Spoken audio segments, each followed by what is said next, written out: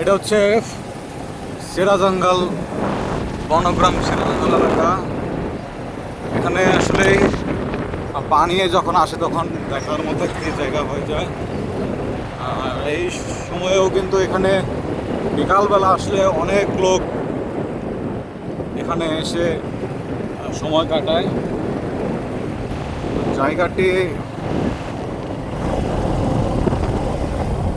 সুন্দর একটি জায়গা।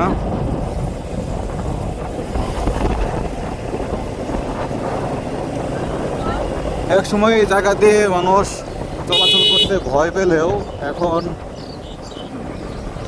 মানুষ সেই আগের মতো ভয় আর করে না।